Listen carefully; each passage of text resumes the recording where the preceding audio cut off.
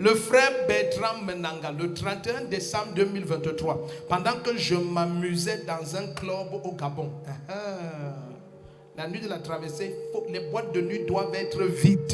Elles doivent être comment? Vides.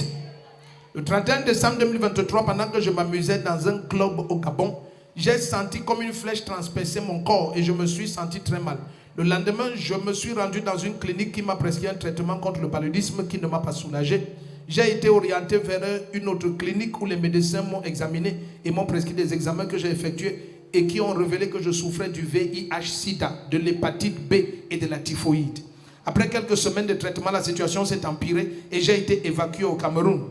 En ce moment, je ne pouvais plus marcher seul, je ne pouvais plus faire des mouvements et les boutons avaient envahi toute ma peau. De plus, je ressentais une vive douleur à la gorge et je ne pouvais plus parler. De retour au Cameroun, les médecins ont effectué une autre série d'examens qui ont révélé que je souffrais du cancer de la gorge. À l'écoute de toutes ces nouvelles, j'ai cru que le ciel me tombait sur la tête et je me demandais pourquoi tout ceci m'arrivait. Après avoir passé quelques semaines d'hospitalisation à l'hôpital de Mfou, je suis rentré au village et c'est alors qu'au village, j'ai entendu parler de la CBC, communauté missionnaire. Le premier qui dit Amen, ta vie va changer. Ce jour, papa priait pour moi. Il dit quelques jours seulement plus tard, l'incroyable et l'inimaginable se sont produits. J'ai recommencé à parler, à marcher tout seul. Toutes les douleurs ont disparu. Je suis rentré. Maba, est-ce que l'église est prête? Je suis rentré refaire les examens dans 3 hôpitaux différents qui ont déclaré il n'y a plus de HIV, il n'y a plus l'hépatite, le cancer de la gorge a disparu. Le cancer, vous parlez? Non, je parle, c'est... Vous parlez normalement? Je parle... Il n'y a plus d'hépatite. Il n'y a plus de HIV. Il n'y a plus de cancer. Tu marches. Je marche, je vais déjà au champ. Tu pars au champ? Oui. Satan est mort. Quelqu'un dit Satan est mort. Satan est mort. Si le type ci est vivant, Satan est mort. Oui. Tendez le micro. Il porte même la haute de manioc. Il porte la haute de manioc. Maintenant là. Oui. Le même qui avait les boutons. Oui. Le corps était devenu verdâtre. Oui. Il avait le cancer de la gorge. Le jour où vous avez prié, à la montée là, je l'ai soutenu comme ça pour monter. Le jour où vous avez prié pour la gorge. Maintenant, quand il va au champ, il passe devant ma porte. Il a la haute de manioc. Il porte même de l'eau sur la tête, mon frère. Quelqu'un se lève et crie Jésus-Christ.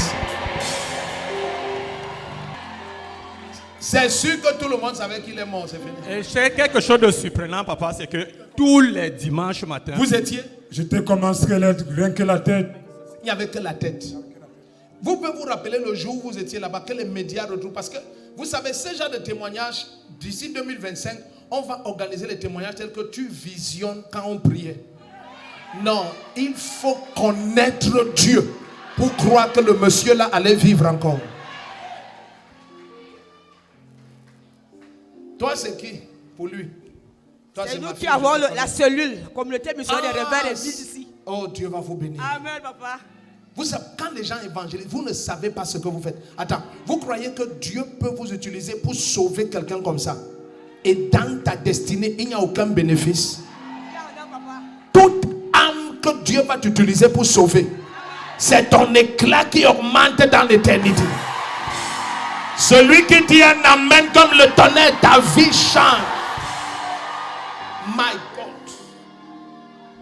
Vous êtes vivant. Je suis vivant. On peut courir. Ah, hey.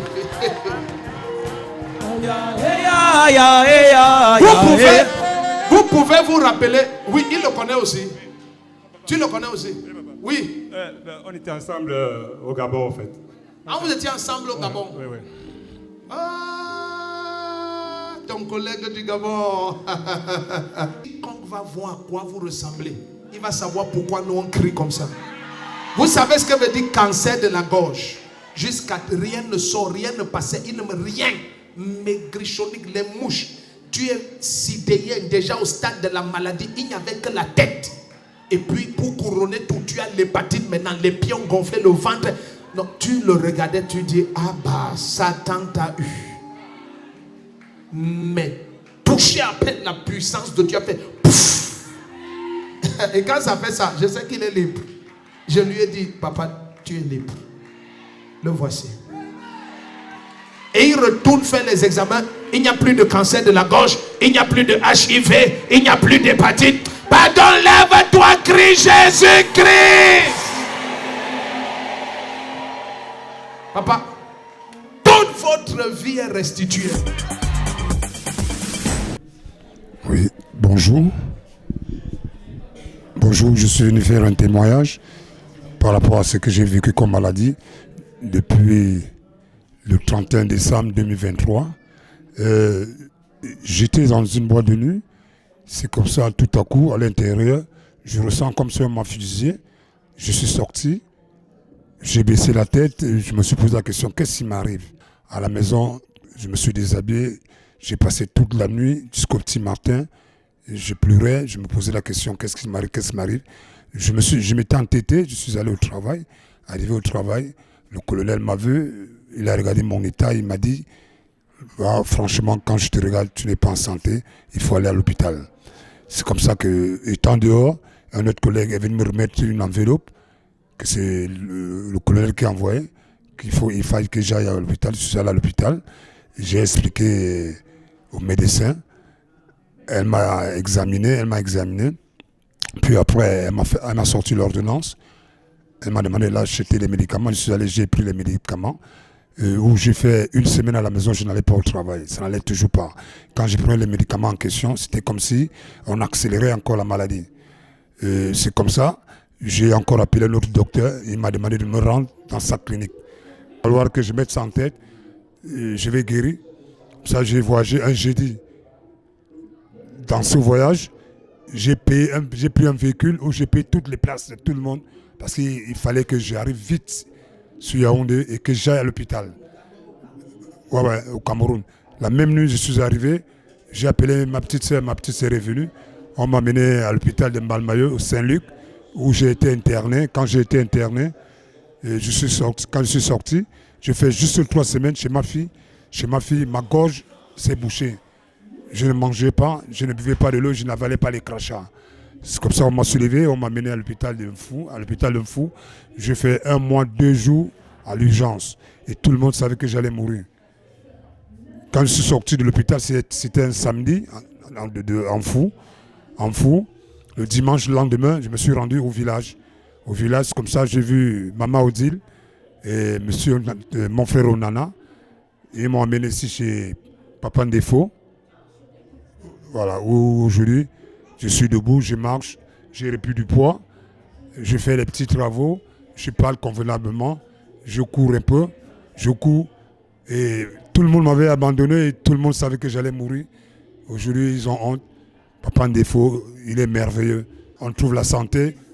Jésus-Christ est venu ici où j'ai trouvé la santé. Je vous invite énormément nombreux de venir. Grands, petits, grands-pères, tout le monde, on trouve la santé chez Papa Ndefo.